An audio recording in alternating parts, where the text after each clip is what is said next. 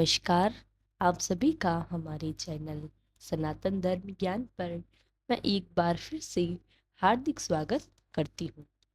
आशा करते हैं कि आप और आपके परिवारजन सभी स्वस्थ होंगे और बहुत ही अच्छे होंगे। इसी कामना के साथ बढ़ते हैं आज के अद्भुत क्रमांक की ओर। तो आज के अद्भुत क्रमांक में हम आपको बताएंगे 5 ऐसी बातें उसके विषय में जो कि जीवन में हमें कभी भी भूल कर भी किसी के साथ साझा नहीं करनी चाहिए। श्री महाराज जी ने बहुत सारी शिक्षाएं दी हैं जिसका अनुसरण करना हमें सीखना और साथ साथ कुछ ऐसे नियम भी बताए हैं, कुछ ऐसे बातें भी बताई हैं जो कि जीवन में हमें प्रयोग करनी चाहिए।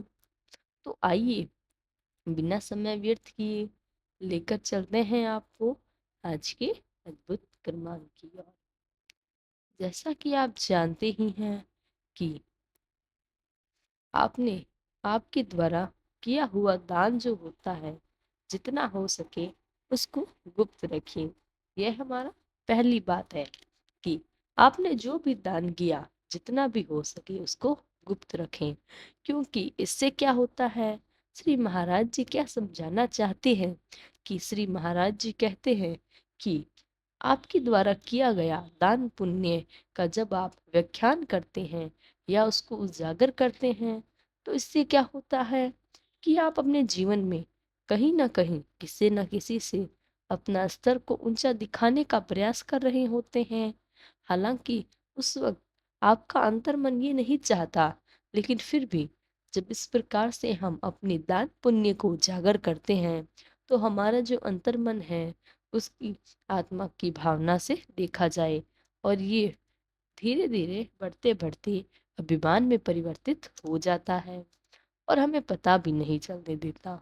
तो इसीलिए सबसे पहली बात यही है कि जीवन में कभी भी आपके द्वारा किया गया धर्मार्थ के लिए कार्य का उजागर करना नहीं चाहिए।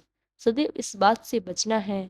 अगर आप इस प्रकार से जीवन में आगे बढ़ते हैं तो क्या होता है कि आपकी यश कीर्ति तो बढ़ती है, साथ ही साथ ईश्वर पर इस बात पर बहुत प्रसन्न होते हैं कि हमारा अनन्य भक्त ऐसा है जो कि धर्मार्थ के कार्य को निस्वार्थ भाव से कर रहा है और ना ही उसको उजागर करता है, ना ही उसके बारे में किसी को बताता है।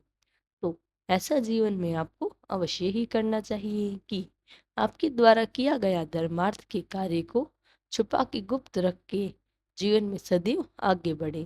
तो अब चलते हैं दूसरी बात की ओर। दूसरी बात क्या है, देखिए, दूसरी बात महाराज जी यह समझाते हैं कि जीवन में जो भी आप ईश्वर के प्रति आप आस्था रखते हैं, उस आस्था के अंतर्गत आपको पूजा विधि विधान के कार्य, इसके अलावा नाम जप भजन कीर्तन किसी भी प्रकार का धार्मिक अनुष्ठान जब आप करते हैं तो उस अनुष्ठान में कभी भी आपको संख्यात्मक रूप से, व्याख्यित रूप से या किसी भी प्रकार से उसको बांधने के साथ नहीं करना चाहिए। यह सबसे बड़ी भूल होती है। जैसे बहुत सारे लोग इस बात पर भी अभिमान करते हैं कि मैं प्रतिदिन रामायण का पाठ करती हूँ या करता हूँ, मैं लेकिन इतना नाम जप करता हूँ, मैं प्रतिदिन इतने लोगों को भजन कराता हूँ। यह ऐसी चीज है जो कि कभी भी व्याख्या नहीं करनी चाहिए। इसका अर्थ होता है कि जीवन में जब आप इस प्रकार से इससे लोगों पर तक अपनी पढ़ाई के रूप में कहते हैं, तो इस प्रकार से आप चाहे अंतर्मन से धर्म के कार्य कर रहे हो, जितना भी आप अंतर्मन से पूजा विधि विधान कर रहे हो, लेकिन जब आप इसको लोगों को सामने बड़ाई करते हैं तो लोग इस बात को ऐसे समझते हैं कि यह इस बात का अभिमान कर रहा है कि मैं ईश्वर से इतना संलग्न हूँ, और यह आपकी धार्मिक यात्रा के लिए भी बहुत अच्छा नहीं है। यह एक ऐसा बड़ा संकेत बन जाता है कि जीवन में आप पिछड़ते चले जाते हैं, क्योंकि आप इस बात को अच्छे से समझ नहीं पाते, अच्छे प्रकार से नहीं देखते हैं कि मैं जीवन में कुछ आध्यात्म में बहुत बढ़ चढ़ कर कार्य कर रहा हूँ। वह धीरे धीरे अभिमान में परिवर्तित होता चला जाता है। तो इसलिए अपने जीवन में जो भी कार्य आप करते हैं, ईश्वर के प्रति संलग्न होकर उन कार्यों को कभी भी बड़ाई के साथ मत करें। जीवन में आपको धीरे धीरे सफलता मिलती है।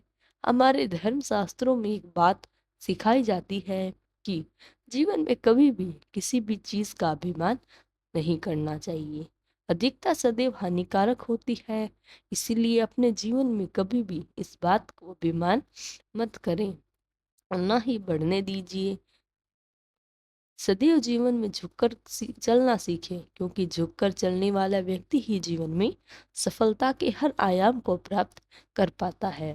तो यह दूसरी बात जो आपको सदैव ध्यान रखनी चाहिए। अब बढ़ते हैं तीसरी अद्भुत बात की ओर। अब तीसरी अद्भुत बात हमें सीखनी है कि महाराज जी के मुख्य शिक्षा स्तंभों में सबसे अद्भुत सब महाराज जी कहते हैं कि जीवन में हर व्यक्ति की सहायता करो। जीवन में जो भी जन आपको दिखता है, जो भी सहायता के लिए गुहार कर रहा है, पुकार कर रहा है, अगर आप ऐसे व्यक्ति की सहायता करते हैं तो निश्चित तौर पर आपको उसकी सहायता करनी चाहिए। और जो आशीर्वाद आपको मिलता है वह जीवन में अन्यत्र कहीं से प्राप्त नहीं हो सकता। ये आपके लिए बड़ा ही प्रतापी आशीर्वाद बन जाता है। लेकिन इसमें भी कई बार ऐसी गलती कर बैठते हैं जाने अनजाने में, जो हमारे यश और कीर्ति को भी धूमिल कर देती है। तो महाराज जी क्या सिखाते हैं कि जीवन में अगर आप किसी की सहायता करते हैं तो आप बहुत ही उच्च कोटि के व्यक्तियों की श्रेणी में आते हैं। लेकिन अगर आप सहायता से बड़े से किसी अन्यत्र व्यक्ति को बताते हैं कि मैंने उस अमुक व्यक्ति की सहायता करी, मैंने उस गरीब व्यक्ति की सहायता करी, या मैंने उन लोगों की सहायता की जो सहायता के लिए गुहार कर रहे थे, इस बात को यदि आप दूसरों के सामने कहते हैं और यह सोचते हैं कि उन लोगों के सामने इस बात को रखने से मेरी तारीफ कितनी होगी, तो यह भी एक पाप का कार्य बन जाता है।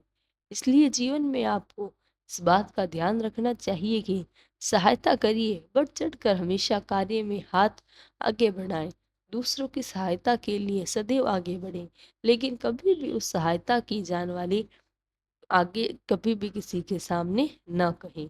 इससे आपके द्वारा किया गया पुरुषार्थ आध्यात्मिक आसानी से बहुत कम हो जाता है, क्योंकि आप अब आपको जब मापन शुरू करते हैं, उसका अंकन शुरू कर देते हैं, तो फिर वह निस्वार्थ भाव से उस भाव में से निकल जाता है, जो कि निस्वार्थता से बिल्कुल अलग हो जाता है। और वह एक प्रकार का ऐसा कर्म बन जाता है कि आपने किसी स्वार्थ के लिए सकारात्मक किया। इसीलिए इन चीजों में आपको दूर रहने की आवश्यकता है। तीसरी बात आपको अवश्य ध्यान रखनी है। अब बात करते हैं चौथी, जो बात हमेशा आपको ध्यान रखनी चाहिए। चौथी बात जो कभी किसी से नहीं कहनी चाहिए। अब चौथी बात क्या है? देखिए, चौथी बात है बड़ी ही उत्कृष्ट दृष्टिकोण से इसको समझना होगा। मान लीजिए कि समाज में किसी अमुक व्यक्ति ने आपका अपमान कर दिया। अब देखिए, सम्मान और अपमान तो इस क्रम बंधन में जब हम फंस जाते हैं तो अपमान और सम्मान दोनों सहना पड़ता है। मान लीजिए कभी आपका कोई व्यक्ति अपमान करता है, तो उस अपमान की बात को किसी के सामने रखने से आप अपने जीवन में कई बार इसका पश्चाताप कर पाते हैं।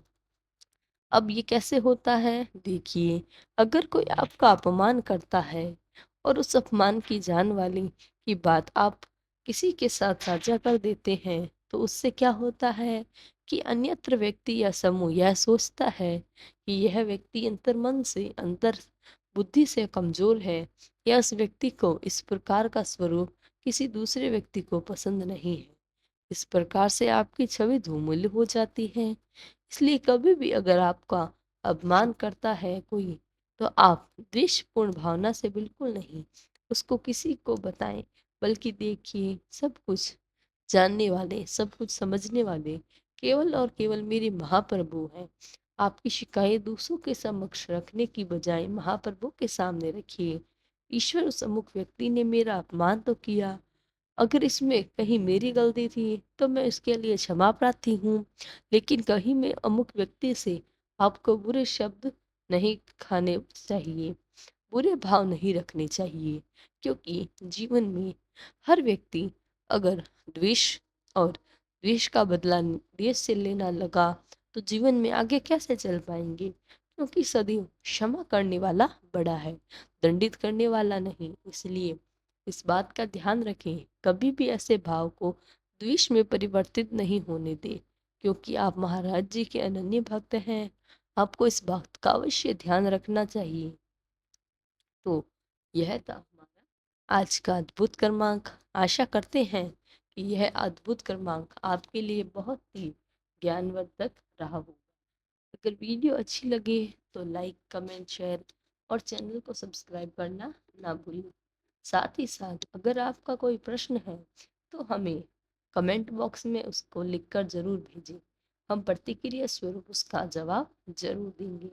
तब तक के लिए धन्यवाद। महाराज जी अपनी कृपा अपने सभी भक्तों पर बनाए रखें। इसी आशा के साथ अब विदा लेते हैं। कल फिर मुलाकात होगी ऐसे ही अद्भुत क्रमांक के साथ। जय गुरुदेव।